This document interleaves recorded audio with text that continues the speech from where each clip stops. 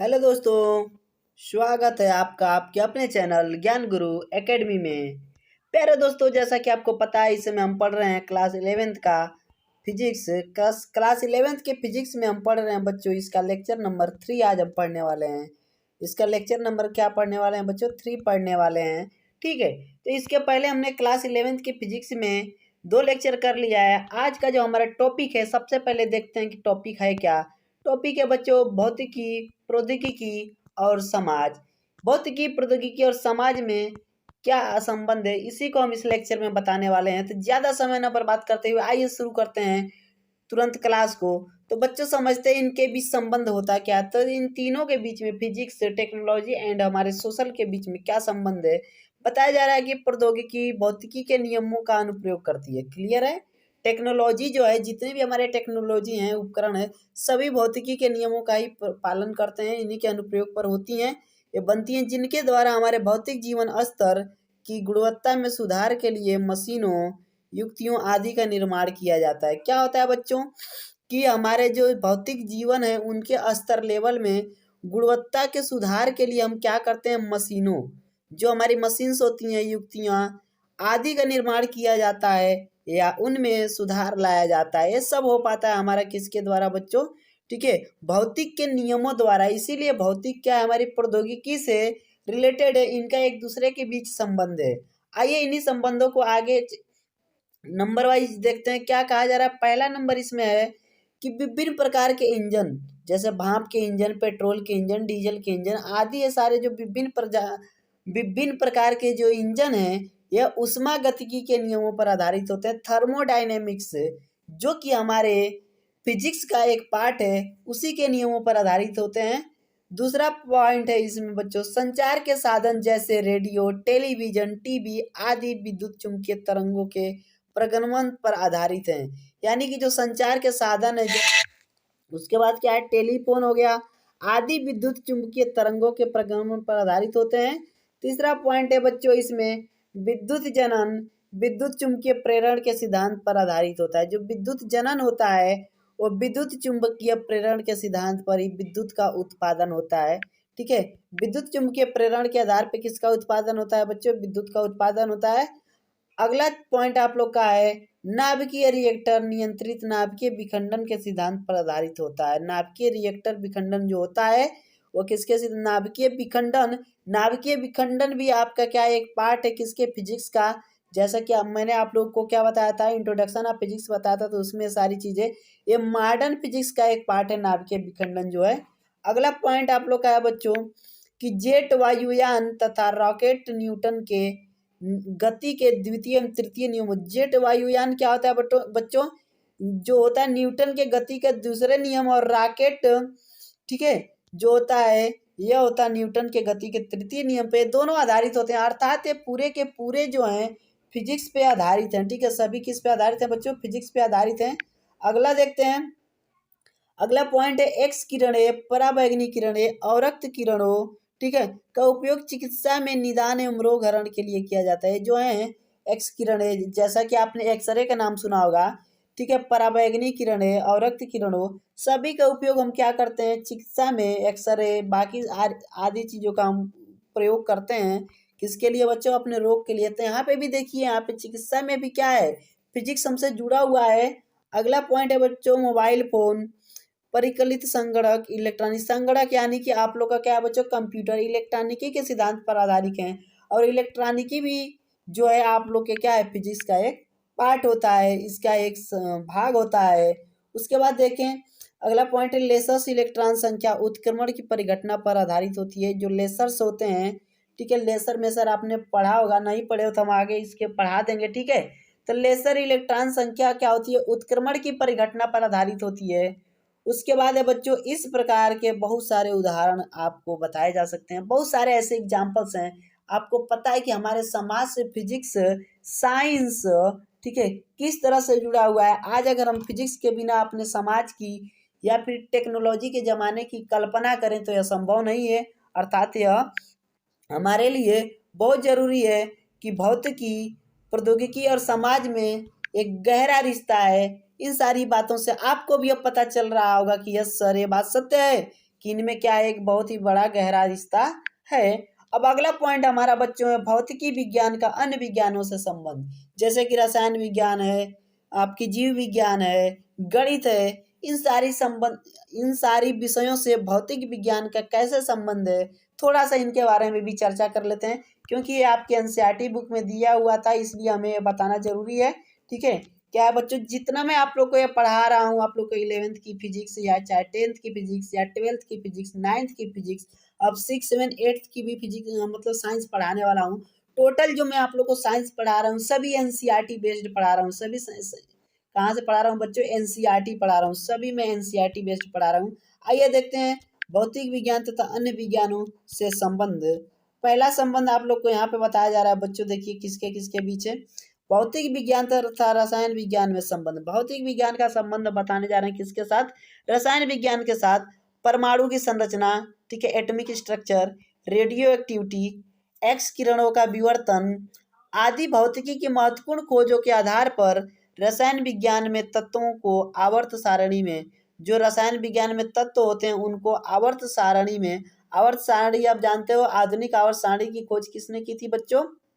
ठीक है, यह बात आप लोग हमें कमेंट बॉक्स में जरूर बताइएगा कि आधुनिक आवर्त सारणी की खोज किसने की थी, और क्या बोलते हैं, इसके पहले जो मेंडलीफ ने अपनी आवर्त सारणी दी थी उनके और इनके आवर्त सारणी में क्या अंतर था। ठीक है, चलिए आगे देखते हैं।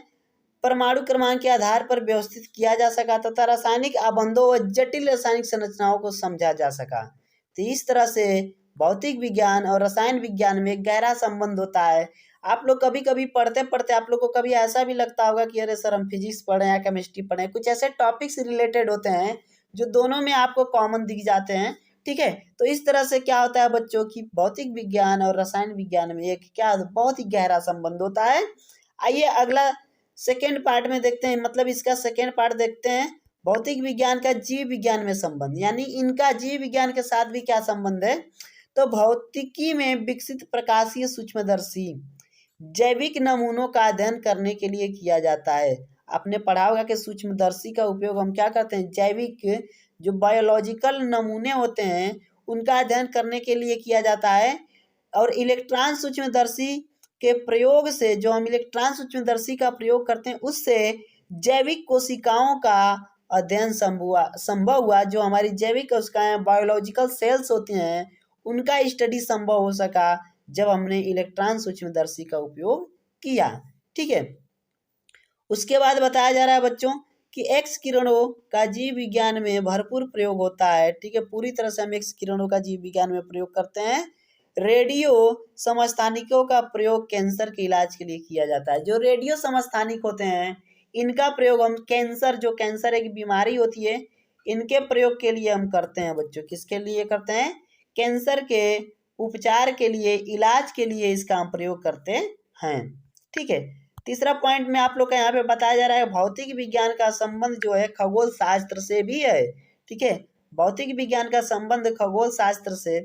विशाल खगोलीय दूरदर्शी जिसका काम भौतिकी में हुआ है। ठीक है, जिसका काम विकास क्या हुआ है बच्चों, जिसका विकास भौतिकी में हुआ है, का प्रयोग ग्रहों तथा दूसरे आकाशीय पिंडों के अवलोकन के लिए किया जाता है।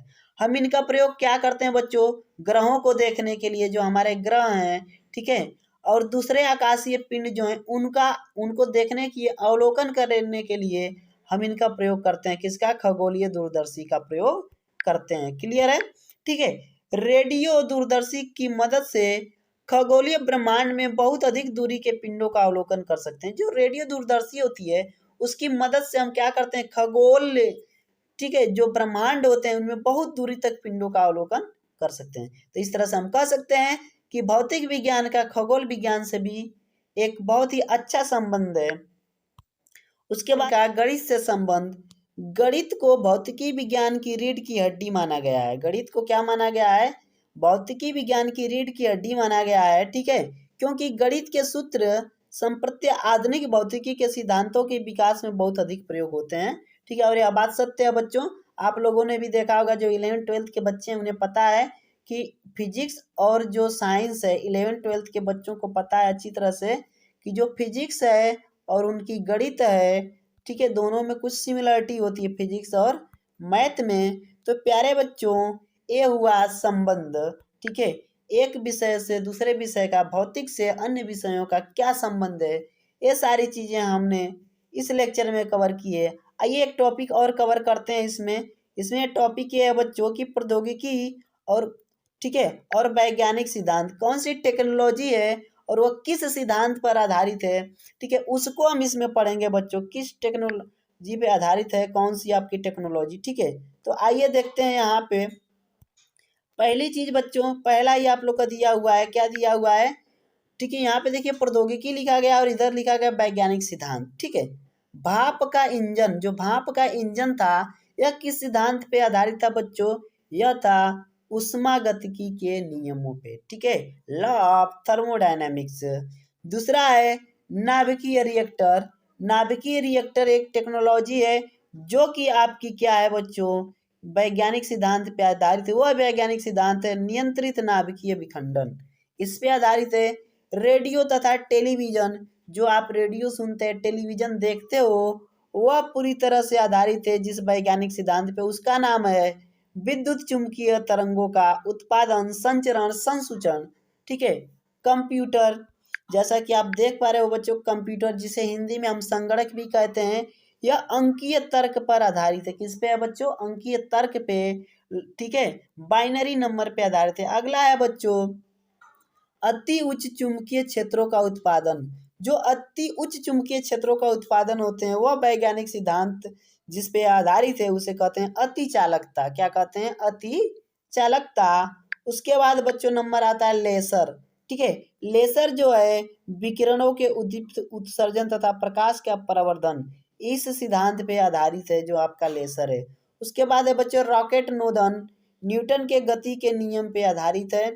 विद्युत जनित्र फैराडे के विद्युत चुंबकीय प्रेरण के सिद्धांत पर आधारित है। जो विद्युत जनित्र है फैराडे के विद्युत चुंबकीय, ठीक है, जो प्रेरण का सिद्धांत था उस पे आधारित था बच्चों।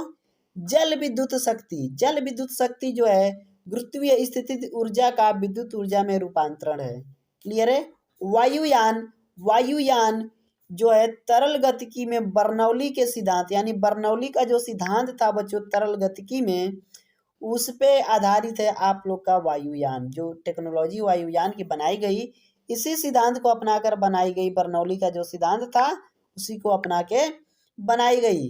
कण स्वरित्र, जो ये आधारित होता है बच्चों विद्युत चुंबकीय क्षेत्रों में आवेशित कणों की गति के कारण यह उत्पन्न होता है। सोनार, सोनार का प्रयोग हम करते हैं कहाँ पे बच्चों, जैसे मान लीजिए कोई गहराई वाली जैसे नदी हो गई, बहुत बड़ा समुद्र हो गया, उसमें पराश्रव्य तरंगों का जो परावर्तन था, इस यंत्र सोनार यंत्र को बनाया गया इन्हीं सिद्धांत का प्रयोग करके, ठीक है। इनका सोनार का प्रयोग करते हैं कोई किसी वस्तु का पता लगाने के लिए समुद्रों में, ठीक है।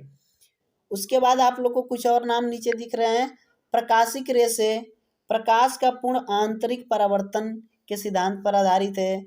अपरावर्ती आवरण, तनु फिल्म प्रकाशीय व्यतिकरण, इलेक्ट्रॉन सूक्ष्मदर्शी, इलेक्ट्रॉन की तरंग प्रकृति पर आधारित है जो इसका सिद्धांत है। प्रकाश विद्युत सेल, प्रकाश विद्युत प्रभाव के सिद्धांत पर है बच्चों।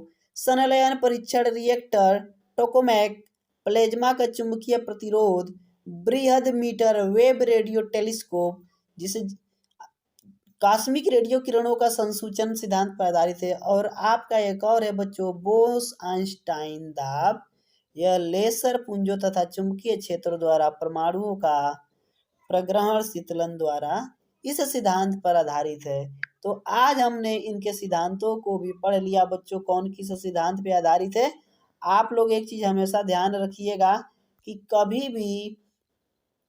कभी भी मैं आप लोग को जो ये पढ़ा रहा हूँ बेटा, ये चैप्टर क्लास 11th का, इसमें जैसे ही मैं आप लोग को इसका बेसिक कॉन्सेप्ट बता ले रहा हूँ, बेसिक कॉन्सेप्ट, उसके बाद मैं तुरंत आपकी एनसीईआरटी किताब का पूरा क्वेश्चन हल करवा दूंगा, ठीक है।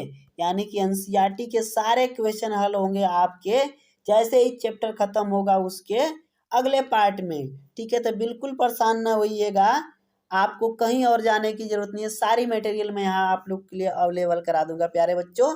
तो चलिए आज के क्लास में इतना ही, मिलते हैं एक नई वीडियो के साथ। बस यूजुअली अपील वही आपसे कि अगर अभी तक आपने हमारा चैनल सब्सक्राइब नहीं किया है तो कर लीजिए और साथ ही बेल आइकन को भी दबा दीजिए और ज़्यादा से ज़्यादा अपने दोस्तों में शेयर कीजिए ताकि हमारे आने वाली वीडियो का नोटिफिकेशन सभी को मिले और इसका ज़्यादा से ज़्यादा फायदा सभी दोस्तों को आपके मिले। धन्यवाद।